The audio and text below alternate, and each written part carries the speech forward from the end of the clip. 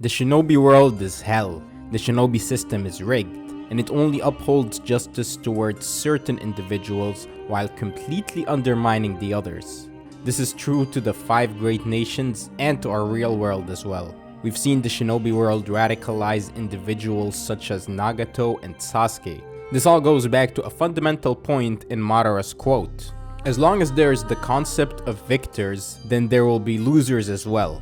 But imagine this, a world of only winners, a world of only peace, a world where everyone gets their own ideal life and not at the expense of anyone else. Is such a thing even possible? Well, maybe not in the real world that we live in, or even in the shinobi world. But what if everyone got to live in their dream world? Enter Project Tsukinome.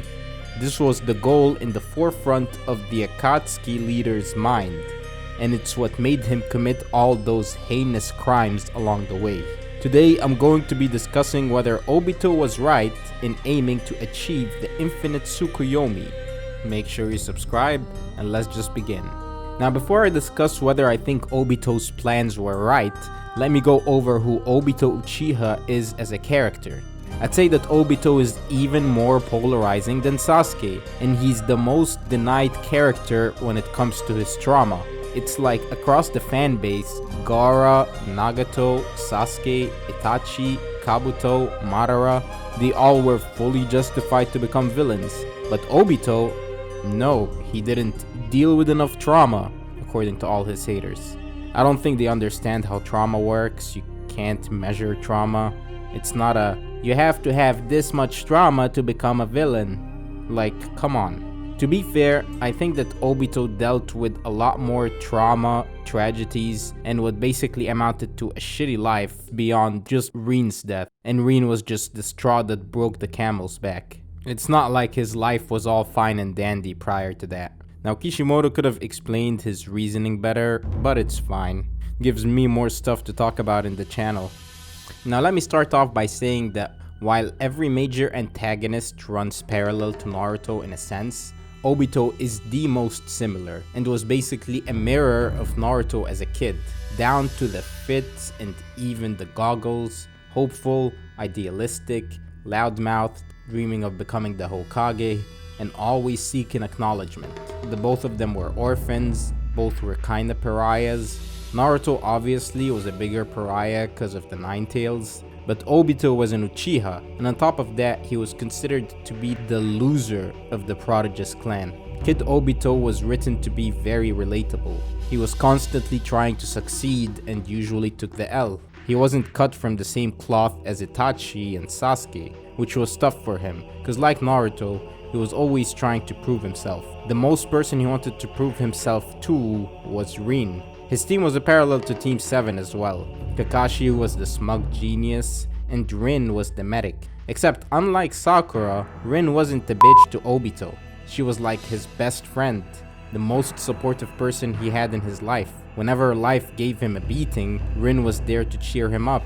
She was his only source of positivity, and Obito would reinforce this kindness into his own actions. That's why he was always helping the elderly. Unfortunately for him though, he'd always show Rin his goofiest side, and stumble and look like a fool next to Kakashi. Kakashi was the genius that Obito could never catch up to. It's no wonder that Rin would be infatuated with him. This love triangle would prompt Obito to train and to try to catch up, but Kakashi was always one step ahead. And then eventually we reached the war. The third Hokage convened with Minato. He told him that the village's forces were spread thin due to the war, and he was gonna have to send in the kids soon. Kakashi, Rin, and Obito were sent to the enemy lines, and due to a tragic mishap, Obito ended up sacrificing himself for his teammate to escape, and he made Kakashi promise to protect her. Obito was sad he never told Rin how he feels, that he always cowered away, and now Kakashi was taking her to safety. Obito was handed another L. Minato arrived too late, the mission was completed, and Obito's name ended up engraved in the memorial of shinobi killed in action. But you know how that saying goes, die a hero or live long enough to see yourself become a villain. Madara saved the boy and decided he was gonna play an important role in his plans. He had a young, impressionable Uchiha who was starting to see the bleaker side of life. And if Madara couldn't break his will by spouting depressing ass speeches, he was gonna go a step further. Madara orchestrated his downfall. He knew that since Obito had deep love, once he fell into darkness, that love would conversely transform into an equally profound hatred. Hatred for this world, for this reality, a reality in which almost everyone suffered in one way or another. After Obito saw Rin get run by Kakashi's Chidori, something snapped. That's when Madara's words hit the most. Everything that was leading up to this, he had to be sacrificed for Kakashi to survive, and now Rin had to be sacrificed for the village's protection. As long as there are winners, there will also be losers as well. Not everyone is gonna survive. That is the harsh reality. Obito was too late to save who he considered to be his light. Despite all the hardships that he faced, the orphaned, loser, outcast Uchiha, the child soldier that was sacrificed for his teammates, had half his body crushed, trapped underground with this notorious madman, Obito still held out some hope. But once he saw Rin die, in like the most infuriating way, Obito gave up hope, and on reality too. Rin was, like he said, his sole light and hope. It made him see how truly bleak and hellish reality could become. He was sick of taking L's all the time. That's when the Eye of the Moon plan started to look appealing. Imagine a world where all the bad things of reality were discarded and you got to live inside a dream that's full of good things. Obito would go on to take Madara's identity and confirm for himself whether this reality was worth saving. And considering how pessimistic he became, he saw the shinobi world for what it was. A constant struggle for power. Ever since the Sage of the Six Paths died and his sons clashed, shinobi have battled against each other. And while some won, some lost, it was impossible for everyone to get what they want. The Hidden Mist, which had been riddled with conflicts since the days of the first Mizukage, turned Rin into a ticking time bomb just to launch a surprise attack on the Leaf. The Hidden Cloud was always trying to kidnap children from the Leaf to try to up their military edge. The Hidden Sand was dealt an unfavorable hand to begin with due to not having any arid land, and its leaders were always killed by an assassination attempt. The Hidden Rain was constantly ravaged by war. The Hidden Stone, the Hidden Leaf, they were all involved in wars one way or another. He believed that everyone would benefit from living in such a world. Everyone was affected by the harshness of reality.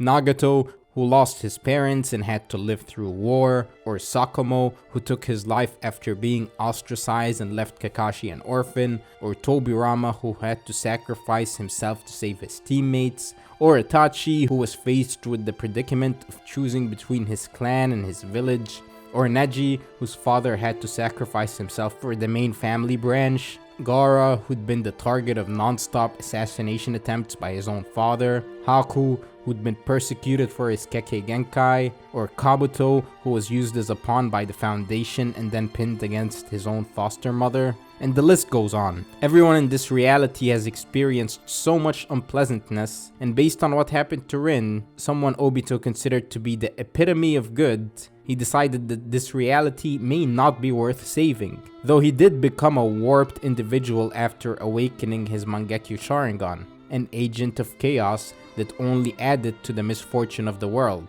But for him, it was fuck this world. This was the same world that took Rin away from him. The same world that took away so much from everyone. Why would he even care about this world when he could have a hypothetical one where everyone got everything they wanted and didn't have to fight amongst each other? Well then, if it were such a foolproof plan, then why did the entire world band together to prevent Obito from carrying out said plan? Well, let's ignore the retcon aspect where the jutsu turns out to be a mass white Zetsu production plant. I guess the one thing that I could say is hope. Hope and optimism that the current reality can be saved. You see, it was due to Obito's actions and attack on the village that Naruto became the Jinchuriki of the Nine-Tails. And that's when the prophecy of Naruto began. It was Naruto, or the representation of the old Obito and the ideals that he'd abandoned, that would enclose on him and force him to question himself. There was a reason that Naruto was able to talk to Obito, unlike Madara. Obito tried to plead with Naruto and the rest of the Shinobi Alliance to willingly join his side several times, since he truly believed it was for the best. That meant that Obito could be reasoned with. Obito himself could understand Naruto's feelings of camaraderie, but he wanted to prove to himself that he was right for abandoning his ideals. That's why he tested Naruto so much. He wanted to see when Naruto would falter and fall into despair. However, Naruto's the main character, and was far luckier than Obito. Every time Naruto fell into despair, he had someone by his side to help him get back to the righteous path, like Iruka, Minato, and Hinata. Obito, however, only had Madara, who'd push him deeper down the darkness. That's why there's a popular saying that Obito is the Naruto who lost hope, and Naruto could have ended up just like him. But Naruto followed Ashura's ideology above all, that there was strength in unity. And because that hope is still alive, and because he could see Obito's regrets in his own choices, Naruto has to basically beat him into joining his side, just like he did with Sasuke towards the end of the series. Now, to go back to the title of this video, was Obito right? Was the Infinite Tsukoyomi really the salvation of this world? Well, maybe not if you consider what the Infinite Tsukoyomi actually turned out to be, and even Madara himself was duped by Black Zetsu. I guess that's why the saying goes, if something sounds too good to be true, it usually is. But if the Infinite Tsukoyomi was truly what it was meant to be, a dream world where everyone gets what they wanted out of life and no one would have to suffer the grave injustices of the world, then fundamentally, Obito and Madara were correct in a sense. It was the joint enemy in the Akatsuki that forced the 5 great nations to subside their inner conflicts in the first place. Even Kakashi said that he couldn't say for sure that Obito's path was wrong, that it was one of many. But it was all that hope and unity manifested by Naruto that would make him go against Obito's plan. The Infinite Tsukoyomi would bring about true peace, and then Obito would have delivered his promise of world peace to Rin. But that peace would come at the cost of free will. It was a conclusion of pessimism, that mankind was unable to live peacefully with one another, that reality was so cruel, such drastic measures would have to be taken. And it was Naruto's idealism and his power to draw everyone he meets close to him that challenged Obito. Looking at it in hindsight and seeing what would end up befalling the Leaf Village, and maybe Obito was right. What a lot of these villains do is that they abandon their grandiose over-the-top schemes for world peace and they leave the burden of it onto Naruto himself. So once Naruto is out of the equation, sealed somewhere, you look back at the characters like Pain, Obito, Madara, Sasuke, and wonder if they were right all along.